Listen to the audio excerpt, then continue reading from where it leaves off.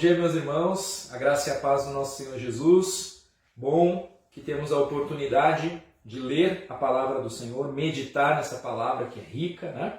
Então você pode deixar aí também sempre os comentários aí em cada um dos vídeos, né? Do quanto e do que o Senhor tem falado ao seu coração. E aí nós vamos edificando também uns aos outros nesse sentido, né? Sempre uma oportunidade também aí a gente tentar lidar aí com os meios virtuais de forma sábia também, né? Porque o mundo virtual, irmãos, redes sociais, ele não é um mundo paralelo, né? Ele é a verdade, é a vida. Então nós temos que ter a mesma sabedoria, o mesmo trato, né? Aplicar ali Efésios 4:29 no que diz respeito às redes sociais, no que diz respeito a tudo que envolve o mundo online, né? Então que o Senhor nos conduza em sabedoria nesse sentido. Mas que bom que podemos juntos ter mais uma palavra aqui em torno do Sermão do Monte, né? Então vamos orar, irmãos, e agradecer ao Senhor por essa oportunidade. Oremos. Senhor, nós queremos agradecer mais uma vez pelo Teu cuidado, pelo Teu amor, pela Tua palavra que é viva, Senhor, que o Senhor nos conserve com o coração voltado para Ti, que o Senhor nos conserve com o nosso entendimento, com a disposição do nosso coração mesmo, Senhor, pela Tua palavra, pelo Teu ensinamento. Ó Deus, nos livre de nós mesmos, Senhor, porque o nosso coração, ele tende para a escuridão, ele tende para aquilo que não procede do Senhor. Então que o Senhor tenha misericórdia, Senhor, e nos conduza em sobriedade na Tua palavra, na viva esperança que há em Cristo Jesus. Ó Senhor, tem misericórdia de nós. E assim entregamos esse tempo que podemos ter, que o Teu nome seja glorificado, exaltado, e fale conosco através da Tua palavra, que é santa, que é viva. Em nome de Jesus Cristo. Amém. Amém, meus irmãos? Então nós chegamos ao que nós poderíamos chamar de aplicação geral do Sermão do Monte, né? O Senhor Jesus, ele acabou, por assim dizer, o sermão, ali no versículo 12, né, do capítulo 7 de Mateus, e agora ele faz questão de apontar para a aplicação. Os seus ouvintes, eles deveriam entender a importância de colocar em prática no dia a dia tudo o que ouviram. Então, no capítulo 7 de Mateus, nós vamos perceber a intenção e a preocupação do Senhor Jesus Cristo de que os seus ouvintes não somente ouçam, né, tudo que ele disse ali, mas que eles se voltassem a praticar, né? A importância de aplicar o que nós ouvimos, o que nós aprendemos, ela é tão evidente, né? Mas tão esquecido por cada um de nós. E essa é a nossa grande luta dentro do processo de santificação, né? Então a bagagem teológica que nós adquirimos, ela deve ser colocada em prática. Caso contrário, ela não serve para nada. E nós somos tão ávidos por ouvir, né, um novo sermão, um novo estudo, uma nova aula, né, uma aula mais surpreendente que a outra. Nós somos ávidos, né, por novidades e tão vagarosos para colocar em prática os princípios aprendidos, né? Então, eu acho até muito produtivo a gente ter se utilizado agora dos nossos pequenos grupos para repensar, né, a mensagem pregada no domingo, para considerar, para edificar uma vida do outro sobre aquilo que Deus tem ali falado a cada coração, de acordo com aquela palavra, ter mais tempo, né, para esmiuçar as aplicações daquilo que temos ouvido. Esse é um princípio interessante, esse é um dos objetivos, né, de nós estarmos discutindo aquilo que é pregado no domingo. Porque nós estamos tão preocupados e às vezes tão ávidos por novidade. Então uma pregação de manhã, uma pregação à noite, uma pregação na quarta, uma pregação seja lá o que for, e o princípio de aplicação deixado de lado. Às vezes a gente esquece, né? Mal saiu no portão da igreja, já esqueceu a palavra de exortação do Senhor sobre as nossas vidas, né? Então alguém já disse, o que nós conhecemos da palavra é o que de fato nós vivemos. Mas esse é o nosso grande desafio na caminhada cristã, né? Uma vez conhecendo a verdade estabelecida pela Escritura, correr atrás para viver essa palavra que é viva, Então, como bem frisado, né, ao longo das nossas aulas aí, que você tem acesso no canal do YouTube, né, a todas as nossas aulas aí em torno do Sermão do Monte, nós frisamos o quê? Que nós precisamos de um plano de ação bíblico para colocar em prática as aplicações aprendidas do texto bíblico. Então, não pode ficar só no campo do eu escuto, acho bonito e depois não me dedico a vivenciar aquilo de forma intencional no meu dia a dia. Pois bem, até 7,12, né, o capítulo 7 de Mateus, versículo 12, Jesus ele já havia estabelecido todos os princípios que ele desejava destacar a respeito do seu reino e da sua justiça em relação aos súditos deste reino. O restante do capítulo 7, então, é uma espécie de pergunta que confronta os seus ouvintes. Que pergunta seria essa? O que vocês farão com aquilo que acabam de ouvir, com aquilo que eu acabo de propor para vocês? Essa é a pergunta implícita aqui nesse capítulo 7. Então Jesus ele está interessado em que os seus ouvintes se juntem ao reino, mas de forma ativa, em obediência concreta e não apenas como ouvintes que celebram uma boa palavra. Com toda certeza, o melhor feedback que você pode dar para um pastor ou para alguém que ministra a palavra, né, sobre a sua vida, não são palavras bonitas em reconhecimento ao que foi dito, mas uma resposta de testemunho concreta ao modo como Deus falou ao teu coração e como você buscará colocar em prática aquilo que ouviu. Ou um testemunho sobre o que você já viveu, com base naquela palavra que foi dita ali. Isso é muito melhor do que um simples que palavra abençoada. Se essa palavra, esse reconhecimento não vale de nada, sabe? Claro, ninguém é impedido, né, de reconhecer isso e que bênção, mas só faz sentido se, ao mesmo tempo que houver esse reconhecimento da importância daquele sermão sobre a tua vida, ele se demonstre prático e fundamentado no teu viver diário, né? Então, quer aquecer o coração de qualquer pastor, testemunha a respeito da tua obediência em relação à palavra que foi pregada. Certamente isso é a maneira de aquecer o coração de qualquer um de nós, né, irmãos? Um pai com um filho, um pai vê o filho ali tomando uma posição de obediência à palavra de Deus, por livre e espontânea vontade.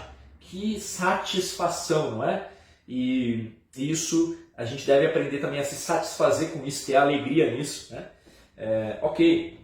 Então imagine o risco dos ouvintes de Jesus ouvirem aquele sermão e saírem apenas extasiados, né, com tais palavras de sabedoria do Senhor Jesus ali, mas sem nenhuma disposição de coração de colocá-la em prática. Seria terrível. E Jesus está deixando isso claro aqui, olha, vocês precisam praticar o que eu estou falando. Então daqui nós já extraímos um princípio muito importante e necessário para o nosso processo de santificação. Ouvir e não praticar é o nosso grande fracasso. Ouvir e não confiar, ouvir e não crer, ouvir e não se apropriar da verdade estabelecida por Deus. Então o propósito do capítulo 7 é nos relembrar que o Sermão do Monte é um sermão prático, que aponta para o alto padrão de Deus, para o alto padrão que os discípulos deveriam viver e que os que ainda apenas o seguiam ali na grande multidão deveriam considerar. Então, a justiça do reino ela deveria ser a primeira prioridade para aqueles que aspiram a uma vida sob a autoridade messiânica de Jesus. Então, a aplicação prática é a de que o chamado de Jesus é um chamado à estreiteza, conforme nós vamos ler no texto aqui. Então, vamos ler juntos Mateus capítulo 7, verso 13 até o verso 29, até o fim do capítulo. Então acompanhe a leitura aí na sua Bíblia. Diz assim: entrai pela porta estreita, larga é a porta e espaçoso o caminho que conduz para a perdição, e são muitos os que entram por ela. Porque estreita é a porta e apertado o caminho que conduz para a vida, e são poucos os que acertam com ela. Acautelai-vos dos falsos profetas, que se vos apresentam disfarçados em ovelhas, mas por dentro são lobos roubadores. Pelos seus frutos os conhecereis. Colhem-se porventura uvas dos espinheiros ou figos dos abrolhos? Assim, toda árvore boa produz bons frutos, porém a árvore má produz frutos maus. Não pode a árvore boa produzir frutos maus, nem a árvore má produzir frutos bons. Toda árvore que não produz bom fruto é cortada e lançada ao fogo. Assim, pois, pelos seus frutos os conhecereis. Nem todo o que me diz Senhor, Senhor, entrará no reino dos céus, mas aquele que faz a vontade de meu Pai que está nos céus. Muitos naquele dia hão de dizer-me, Senhor, Senhor, porventura não temos nós profetizado em teu nome, e em teu nome não expelimos demônios, e em teu nome não fizemos muitos milagres? Então lhes direi explicitamente, nunca vos conheci. Apartai-vos de mim, os que praticais a iniquidade.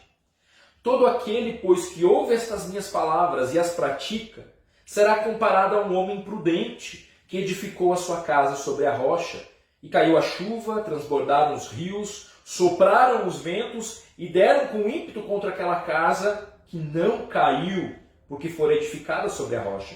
E todo aquele que ouve estas minhas palavras e não as pratica, será comparado a um homem insensato, que edificou a sua casa sobre a areia, e caiu a chuva, transbordaram os rios, sopraram os ventos e deram com ímpeto contra aquela casa, e ela desabou, sendo grande a sua ruína.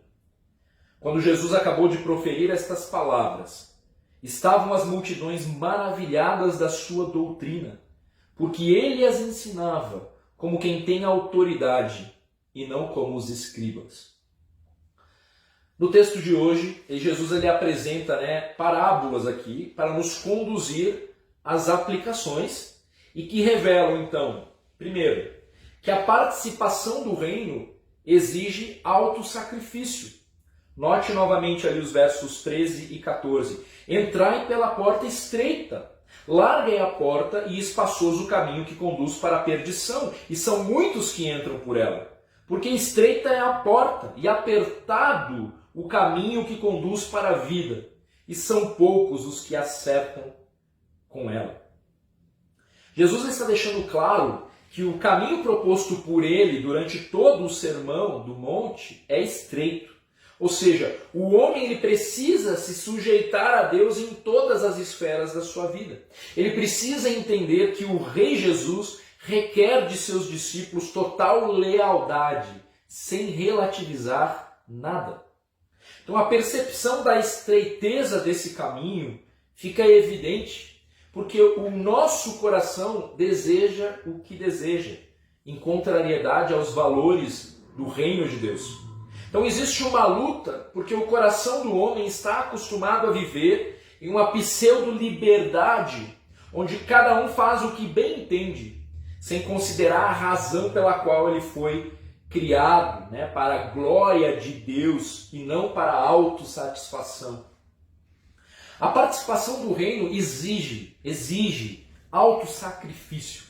E nesse sentido, o Evangelho ele não procura persuadir-nos ali de que a sua mensagem e as suas condições são fáceis, de forma alguma. Então, ser um súdito do rei implica em caminhar por um novo caminho que requer arrependimento, ou seja, mudança de direção.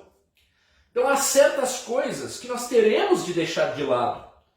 O autossacrifício, a negação do eu se faz necessária. Então não compreender esse princípio de mortificação da carne afeta não apenas a nossa caminhada no processo de santificação, mas a nossa própria noção sobre o evangelismo, sobre a nossa missão. A compreensão sobre o reino de Deus, ela afeta o modo como nós apresentamos esse reino. Se nós deixarmos de lado o fato de que trata-se de um caminho estreito, acessado por uma porta estreita, nós corremos o risco de uma membresia inchada na igreja, mas sem súditos legítimos do reino ali dentro. E a isso não nos importa, e muito menos a Deus, né? O Senhor requer súditos leais e verdadeiros. Então, o caminho proposto por Deus, ele anda na contramão desse mundo. É por isso que nós não temos amizade com esse mundo. É por isso que não nos envolvemos nas obras das trevas. Nas palavras de Lloyd, né, ele afirma: o modo cristão de viver nunca foi popular. E até hoje ele continua não sendo. Antes, é uma maneira de viver muito incomum, estranha, excepcional e diferente. Esse é o nosso estilo de vida. É por isso que nós somos escândalo para esse mundo, porque a mensagem da cruz é escândalo para os que perecem. Você reflete um estilo de vida condizente com os valores do reino? Nós precisamos entender que o nosso caminho, irmãos, é um caminho estreito. E na prática significa dizer que há um limite para o modo como nós nos relacionamos com esse mundo. De que há um preço que envolve a negação do nosso eu para que o nome de Cristo seja exaltado e glorificado. Então sim, eu e você não podemos sair deste mundo, certo? Temos uma missão, mas isso é muito diferente, né, de compactuar com as obras das trevas. Então é claro que eu não estou falando aqui, nós não estamos falando aqui de um total isolamento. O monasticismo aí na história da igreja, né, visando um viver santo, acreditava que o isolamento das pessoas e das coisas desse mundo poderia capacitá-los a não viver de acordo com o mundanismo, né, no caminho que leva para a perdição. Mas fato é que mesmo em isolamento, o coração do homem ele é capaz de cultivar o pecado, é capaz, né, de ter ali os princípios que regem esse mundo de trevas no coração, né, alimentando o coração. Então nós não estamos falando deste extremo, embora ele possa ser usado como uma desculpa para muitos, né, para alguns, na verdade, que tentando justificar o seu amor pelo mundo, dizem, né, que não podem viver isolados, que precisam interagir, que precisa haver cristãos em cada área, né? Sim, isso é verdade. É preciso ter cristãos nos diferentes segmentos da sociedade, mas homens e mulheres que estejam cumprindo com a sua missão, a de ser sal e luz desse mundo. O triste é que muitas vezes não há muita diferença entre o incrédulo e o que se autoproclama cristão. Vive pelo caminho largo, tentando agradar a homens, tentando alcançar o reconhecimento desse mundo. E isso definitivamente não pode ser assim. Aceitar a Cristo como Senhor e Salvador é abrir mão de nossas próprias vontades, negando o nosso eu para que Ele viva em nós. Basicamente, se realmente nós queremos andar pelo caminho da vida, nós temos de deixar do lado de fora o nosso próprio eu, né, que anseia e que se deleita muitas vezes com um padrão estabelecido por esse mundo.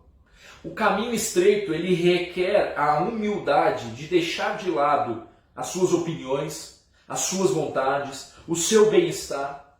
Requer o considerar-se morto para o pecado e vivo para Deus em Cristo Jesus. Requer o não permitir que o pecado reine em nosso corpo mortal. Veja como Romanos capítulo 6, dos versos 11 a 14, ele nos revela o caminho estreito no que se refere à mortificação da nossa carne. Romanos 6, 11 a 14 diz assim: assim também vós considerai-vos mortos para o pecado, mas vivos para Deus em Cristo Jesus. Não reine, portanto, o pecado em vosso corpo mortal, de maneira que obedeçais às suas paixões, nem ofereçais cada um os membros do seu corpo ao pecado como instrumentos de iniquidade, mas oferecei-vos a Deus como ressurretos dentre os mortos e os vossos membros a Deus como instrumentos de justiça. Porque o pecado não terá domínio sobre vós, pois não estáis debaixo da lei, e sim da graça. Lloyd afirma, divorciar o perdão dos pecados do restante da vida cristã e considerar como se esse primeiro passo fosse a totalidade é uma evidente heresia. O verdadeiro evangelismo, conforme entendo, é aquele que apresenta diante de homens e mulheres a vida cristã como um quadro completo. E precisamos ter extrema cautela para não darmos a impressão de que as pessoas podem aglomerar-se, por assim dizer, diante de Jesus Cristo, tentando entrar em turbas pela porta estreita, sem primeiramente considerarem o caminho apertado que começa imediatamente em seguida.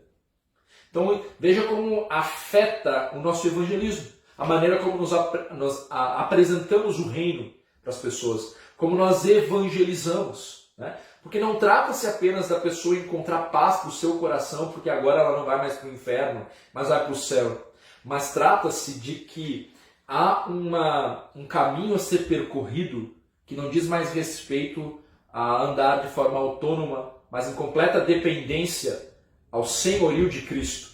E isso precisa ser apresentado já no evangelismo, para que a consciência da pessoa seja confrontada, inclusive, com aquilo que ela precisa se arrepender, né? De mudar de direção, de reconhecer o senhorio de Cristo. Então o compromisso com o Senhor tem que ser conhecido desde o evangelismo. Naturalmente, a nossa tendência é escolher o caminho fácil. O que leva alguém a escolher o caminho mais árduo é a recompensa final, a gente poderia dizer. É um exemplo simples, né? O que motiva a reclusão de alguns para o estudo é a importância que dá para o passar no vestibular, para o passar num concurso público, né? Ele deixa de lado a saída para o cinema, o seu hobby, o seu descanso, porque ele sabe que se ele trilhar o caminho da diligência nos estudos, ele tem mais chances de obter o resultado que ele almeja.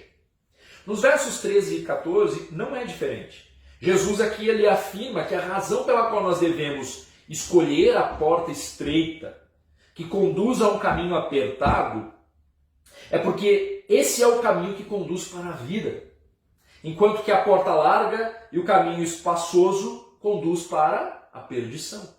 Então, o prazer do cristão, no fim das contas, é seguir nas pisadas do Senhor Jesus. Exatamente, né? Significa realmente procurar pôr em prática a verdade. Isso é andar pelo caminho apertado, é entrar pela porta estreita. Procurar pôr em prática a verdade. Nesse sentido, então, a nossa lealdade ela não pode ser determinada pelo número de pessoas que seguem o caminho proposto para a vida. O caminho que nos está proposto envolve sofrimento, envolve o parecer louco diante dos que nos cercam, isso porque os valores que nos regem são eternos. Então, que possamos permanecer firmes até o fim, né, conscientes de que a participação no reino exige autossacrifício. Reconhecer-se como alguém convertido, como alguém salvo, é reconhecer-se como alguém que toma uma decisão de andar pelo caminho estreito, de entrar pela porta estreita por um caminho apertado, dos quais poucos trilham, né? E a outra parábola aqui nesse texto revela que o discípulo ele será capaz de discernir falsos mestres por sua doutrina, né? Os versos 15 até o 23, conforme nós já lemos, né? Acautelai-vos dos falsos profetas, que se vos apresentam disfarçados em ovelhas, mas por dentro são lobos roubadores. Pelos seus frutos os conhecereis. Colhem-se porventura uvas dos espinheiros ou figos dos abrolhos? Assim toda árvore produz bons frutos, porém a árvore má produz frutos maus. Não pode a árvore boa produzir frutos maus, nem a árvore má produzir frutos bons. Toda árvore que não produz bom fruto é cortada e lançada ao fogo. Assim, pois, pelos seus frutos os conhecereis. Versos 21 a 23. Nem todo o que me diz Senhor, Senhor entrará no reino dos céus, mas aquele que faz a vontade de meu Pai que está nos céus. Muitos naquele dia hão de dizer-me, Senhor, Senhor, porventura não temos nós profetizado em teu nome, e em teu nome não expelimos demônios, e em teu nome não fizemos muitos milagres? Então lhes direi explicitamente, nunca vos conheci, apartai-vos de mim, os que praticais a iniquidade. Andar no caminho apertado, levando em conta ainda o contexto, né, imediato ali, andar por esse caminho que conduz à vida requer uma postura de vigilância. É necessário estar atento para se precaver contra os falsos profetas, né? Aqueles que dizem guiar os crentes, mas que na realidade praticam a mentira. São lobos roubadores, disfarçados de ovelhas, né? Líderes mentirosos. E aí, a julgar aqui pelo contexto imediato, enganadores que tentam inculcar no povo de Deus a não necessidade de se viver em santidade, né? Se viver seguindo um caminho apertado, na direção contrária desse mundo. Então, desses, acautelai-vos, né? Eles querem enganar. Então, basicamente, a ilustração das duas árvores, aqui versículo 17, né? Toda árvore boa produz bons frutos, porém a árvore má produz frutos maus. Ela nos indica de que é possível analisar os fatos e se chegar a uma conclusão objetiva em relação ao que guia a vida de uma pessoa, especialmente se essa pessoa tem a intenção de guiar o povo de Deus. Então Jesus exorta os seus ouvintes à lealdade, né? Lealdade ao caminho proposto por ele, que não deveria ser medida apenas pelo discurso, mas de acordo com a prática. Então nós precisamos lembrar que os falsos profetas eles estão disfarçados, né? Ou seja, parecem ovelhas, talvez tenham até cheiro de ovelha, mas o fruto, a prática da vida, né, traz à tona a verdade. Versículo 18, não pode a árvore boa produzir frutos maus, nem a árvore má produzir frutos bons. Então, se sabemos que o caminho é estreito e a porta de entrada também, então nós devemos tomar cuidado de buscar para nós mestres que nos ajudem, né, a entrar por essa porta, e não mestres que nos afastem dela. Então, o principal engano dos escribas e dos fariseus consistia na observação do exterior, da aparência religiosa. E em relação a esses falsos profetas, Lloyd ele destaca, né, que não se trata apenas de olhar para o ensino e para a conduta, uma vez que com certa facilidade nós conseguiríamos reconhecer, né, o engano, né, alguém falando uma grande besteira, né, ou vivendo de uma forma muito torta ali, a gente consegue reconhecer com certa facilidade, né? Mas ele afirma que nós deveríamos nos atentar para o que não é dito. Olha que curioso. Uma vez que o elemento da porta estreita e do caminho apertado não existe na lógica desses falsos mestres. Então aqui nesse contexto cuidado, acautelai-vos de falsos mestres que vão dizer o contrário do que eu estou dizendo aqui. Que vão dizer que não é necessário entrar pela porta estreita. Que o importante é ser feliz. Que o importante é você ir atrás daquilo que te faz feliz. Não interessa se isso é contra os princípios bíblicos, é contra a palavra do Senhor. Mas aí ele fala, né, atente-se para o que não é dito. Porque talvez com mais facilidade sobre o que é dito e sobre a conduta, a gente consiga discernir. Está estranho esse camarada aí. E o que ele não diz pode revelar muito a respeito dele, né? Então eles têm a aparência, mas trata-se de um falso ensino, cuja falsidade deve ser detectada por meio daquilo que não declara, muito mais do que por intermédio daquilo que realmente diz. Então o autor ele nos alerta que nós devemos considerar que a pessoa mais perigosa de todas é justamente aquela que não enfatiza as coisas certas. Então, é aquele que não apresenta nada realmente ofensivo ao homem natural, mas procura agradar a todos. Desses, acautelai-vos. Nós precisamos tomar cuidado, porque tais homens, eles não apontam para a porta estreita. Eles não insistem que nós devemos colocar em prática o que é ensinado no Sermão do Monte. Então, pensando nisso, eu lembro de 2 Timóteo, né? Tema aí de uma das nossas pregações recentes, em que nós lemos que viria o tempo em que não suportariam essa doutrina, mas sentindo coceiras nos ouvidos, juntariam mestres para si mesmos, segundo os seus próprios desejos.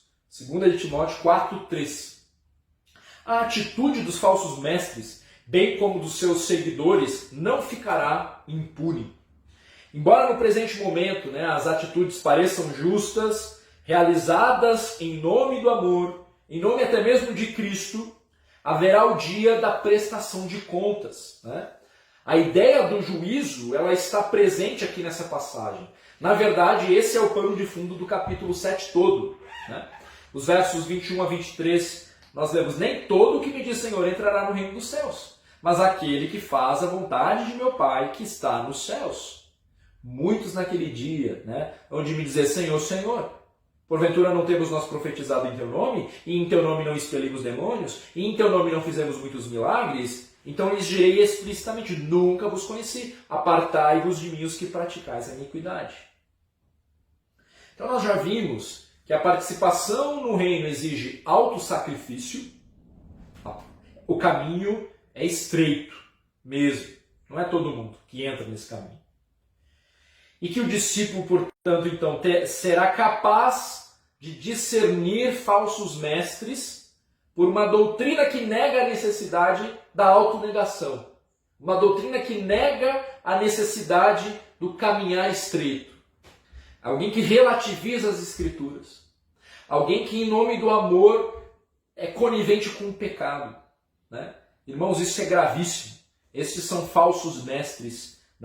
Não estão com uma heresia na ponta da língua, mas sutilmente, por não falarem da doutrina do inferno, por exemplo, por não falarem do pecado, porque é muito ofensivo, acabam sendo falsos profetas ali. E aí falam o que o nosso coração deseja ouvir, que nós estamos certos, que não há problema na nossa conduta pecaminosa. Então, não é o caminho proposto pelo Senhor Jesus. O padrão é elevado e ele não negocia o seu padrão. E aí por isso que realmente precisamos de um Salvador, como temos frisado, porque sem ele nós nada podemos fazer. Mas, se você for exposto ao meu evangelho, irmão, que na verdade nunca te confrontou, você nunca precisou ou entendeu a noção do arrependimento, do mudança de direção, e aceitou a Cristo como o teu Salvador, mas vive sem mudança alguma de ordem moral na sua vida, não aconteceu nada, você não consegue testemunhar nada. Cuidado, cuidado. Isso pode dizer muito a seu respeito. Então, um verdadeiro discípulo, sabendo, porque não sou eu que estou dizendo, quem está dizendo é o Senhor Jesus, que o caminho proposto por Ele é um caminho estreito, apertado, ou seja, você tem que andar em conformidade, e os filhos têm deleite, os filhos têm prazer em obedecer. Um súdito tem prazer em obedecer ao seu rei. Então, esse é o caminho que nós devemos trilhar. Esse é o caminho o qual nós devemos nos conformar a cada dia. Então, ser exposto a algo contrário a isso, é um evangelho falso. É um evangelho falso. Então, a noção do processo de santificação tem que estar presente nas nossas vidas.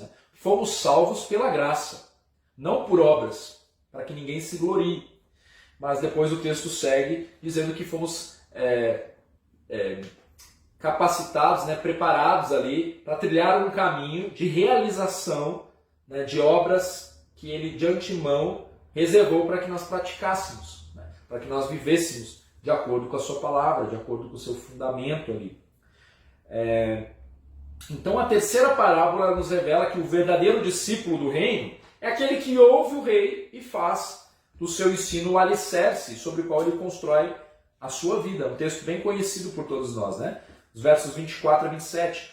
Todo aquele, pois, que ouve estas minhas palavras, que ele acabou de falar aqui no Sermão do Monte, e as pratica, será comparado a um homem prudente, que edificou a sua casa sobre a rocha, e caiu a chuva, transbordaram os rios, sopraram os ventos, e deram com ímpeto contra aquela casa que não caiu, porque fora edificada sobre a rocha.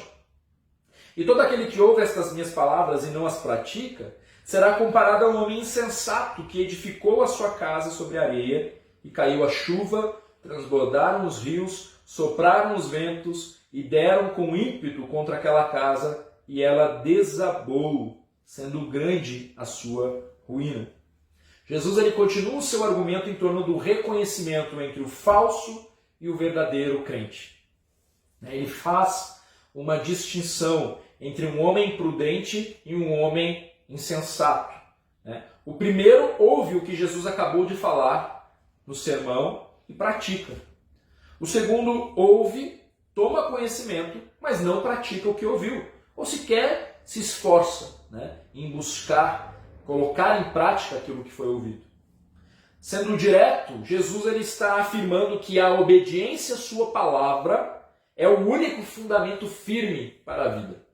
Obediência à palavra é o único fundamento firme para uma vida que glorifica a Deus. O verdadeiro teste que nos dá o certificado de súditos no reino de Deus é a obediência à palavra.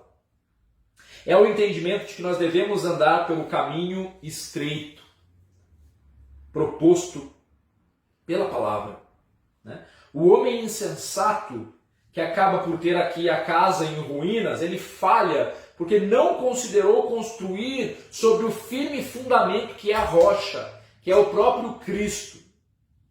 Basicamente é isso. O Senhor está alertando, atenção, parem de apenas ouvir, A aplicação principal que eu estou fazendo aqui hoje, desse trecho aqui sobre as nossas vidas, é a necessidade e a importância da gente entender da aplicação dos princípios bíblicos, de não ouvir por um ouvido e sair pelo outro, indiferente à Escritura, um certo ateísmo gospel, não nega a existência de Deus, mas não se importa com o que Ele diz na sua palavra, não procura se adequar ao que Ele pede, ao que Ele ordena, porque o Senhor ordena, os súditos se dobram em reverência, em submissão ao seu querer. É dia após dia. É claro que nós falhamos, que nós pecamos, mas o Espírito Santo, ele coloca em nós a disposição de perseverarmos até o fim, até o último dia. Nos versos 28 e 29, quando Jesus acabou de proferir essas palavras, estavam as multidões maravilhadas da sua doutrina, porque ele as ensinava como quem tem autoridade e não como os escribas. O Sermão do Monte ele foi dirigido aos crentes e pressupõe fé em Jesus como Messias. Maravilhar-se com essa doutrina não é o último passo. Como vimos, é necessário a obediência a cada palavra. Talvez o que mais se destaque aqui seja a ideia do ame os seus inimigos, ame o próximo. Talvez essa é a parte que mais se destaca em todo o Sermão do Monte. Mas todo o ensinamento do Sermão do Monte ele é importante de ser considerado, de ser colocado em oração, clamando pela capacitação do Espírito de Deus para que a gente viva essa palavra. Então, se alguém perguntasse por qual razão eu devo dar atenção a esse sermão, a gente encontra mais um trecho ali do livro Estudo no Sermão do Monte, por que eu deveria pô-lo em prática? Por que eu deveria acreditar que ele encerra o mais vital ensino para esta vida? Se alguém perguntasse, E a resposta seria, por causa da pessoa que pregou esse sermão, o próprio Senhor Jesus. Então, para os filhos, tal resposta basta. Para os que perecem, é a mais grande loucura. E por isso, as palavras de Jesus testemunham contra eles para o dia do juízo. As palavras elas não deixam de ter a sua autoridade porque alguém não acredita nelas. Ou porque eu e você a desprezamos, não com palavras, mas na medida em que nós não estamos nem aí, porque desobedecemos ou deliberadamente, ou porque não nos empenhamos de ser intencional e aí pecamos por omissão, Então, a palavra ela permanece com a sua autoridade. Um dia, nós prestaremos contas ao Senhor. né? Não somente de tudo que falamos, o que é muito sinistro imaginar isso, né? De que nós vamos prestar contas de cada palavra que nós falamos, mas também, uma vez expostos a esta palavra, né, irmãos? E nós vivemos numa época em que temos acesso, né, a tantas versões, a tanta palavra, né? Aqui na minha Bíblia mesmo tem umas três Bíblias aqui de estudo, enfim, nós somos indesculpáveis com relação à palavra. Fora a internet, né? Com todos os recursos que nós temos ali. O quanto nós estamos sendo diligentes em colocar essa palavra em prática, né?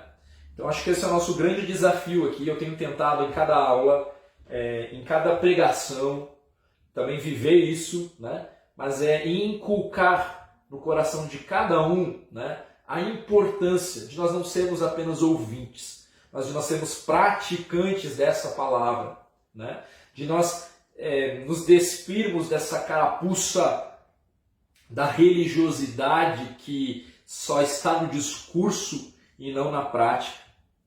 Que o Senhor tenha misericórdia de nós, que nós sejamos reconhecidos como o prudente, como aquele que anda de forma prudente, né? Irmãos, e nós não podemos nos enganar. Este mundo jaz no maligno. Este mundo anda na contramão da lógica do nosso Deus Todo-Poderoso. Não será fácil nós nos posicionarmos de acordo com os princípios bíblicos, mas nós sabemos que a palavra do Senhor é a verdade. Nós sabemos que nós colhemos frutos desde já, mas que o nosso fruto maior ainda se encontra na eternidade. Então que possamos ser fiéis, irmãos, fiéis até o último dia, Então que possamos ser, eu espero que você esteja sendo confrontado pelo Espírito Santo, né? Na próxima vez que você se deparar com a tua leitura bíblica, com o teu devocional, você não só ler, não só orar, né? Mas traçar um plano de ação, né, intencional, para que naquela semana você coloque em prática o princípio estabelecido por aquele devocional que você está fazendo ali.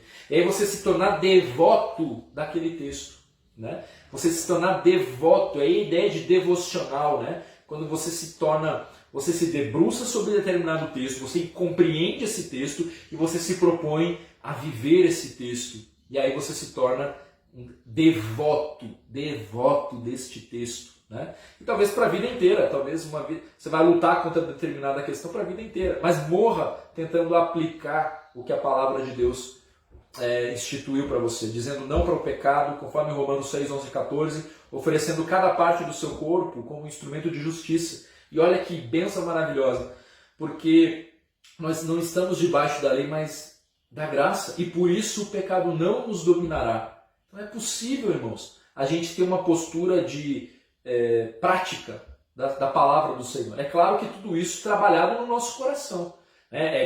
É de dentro para fora, né?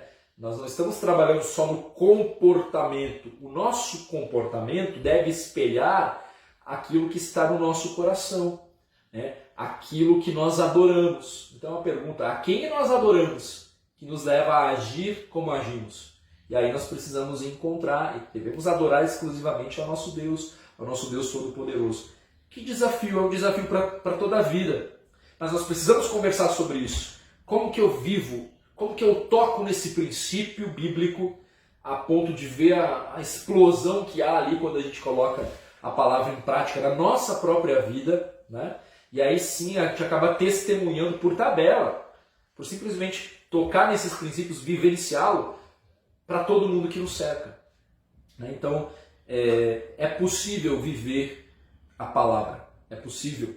Então precisamos encorajar uns aos outros as boas obras, né, a perseverarmos até o fim, tá bom, meus irmãos? Então que o próximo encontro que tu tiver com o teu rei, com o Senhor Jesus, então que possa ser um encontro muito especial, onde você, quando se deparar com o próximo texto aí que você vai ler, que você consiga discernir o que Deus está pedindo de você. e que você coloque em prática, não depois, agora. Tente evitar as generalizações, ajuda muito na aplicação da palavra. Quando você generaliza, fica mais distante a aplicação daquela palavra. Tente pegar o princípio, que pode ser até um princípio geral, mas colocá-lo de forma específica no teu plano de ação com relação a esse princípio. E aí no final de uma semana você vai poder olhar para trás e ver, eu sei que eu sou falho, eu sei que eu sou pecador, mas que maravilha é poder olhar para trás e ver a cada dia um princípio da palavra sendo colocado em prática por você. E assim nós vamos crescendo, amadurecendo, né? Não só ouvindo a palavra, mas colocando ela em prática. Um desafio para todos nós, mas eu tenho certeza que esse é o alvo do Espírito Santo para as nossas vidas. Colocarmos em prática esta palavra que é viva, que é eficaz, que tem o poder de nos exortar, e vai mais no profundo aí do nosso coração, da nossa alma, né? Então que você possa colher os bons frutos da obediência ao Senhor. Ela te conduzirá por um caminho estreito, de negação do seu eu, de ter que abandonar literalmente determinados comportamentos, determinadas pessoas, inclusive, à luz do Salmo 1. Nós teremos já muito a que considerar a respeito disso. Então, meus irmãos, pare de pensar em você mesmo, pare de pensar nesse mundo, se posiciona, né, como o súdito do reino, né? Então, esse é o meu desejo, essa é a exortação que o Senhor tem para cada um de nós. Vamos orar mais uma vez. Senhor, eu clamo para que a Tua palavra, que é viva, se torne cada vez mais uma realidade nas nossas vidas, no nosso dia a dia. Perdoa pelas vezes em que nós não consideramos a Tua palavra. Perdoa pelas vezes em que nós negligenciamos essa palavra que é maravilhosa, que é bálsamo para o nosso coração, que é luz para os nossos olhos, que é a nossa fonte de alegria. Nos ajude a sermos submissos à Tua palavra, Pai. A aprendermos, a aplicar essa palavra. Esse é o meu pedido. Nos conduza à maturidade espiritual, à vivência da Tua palavra. E assim oramos em nome de Cristo. Amém, meus irmãos? Deus te abençoe. Hoje, culto às 18h30. Não fique de fora, certo? Interaja lá nos comentários, edifiquem-se uns aos outros, mas presta atenção na pregação também, tá, meus irmãos? Então vamos dar continuidade em Ageu hoje, certo? Versículos 20 a 23. Deus te abençoe e até logo mais.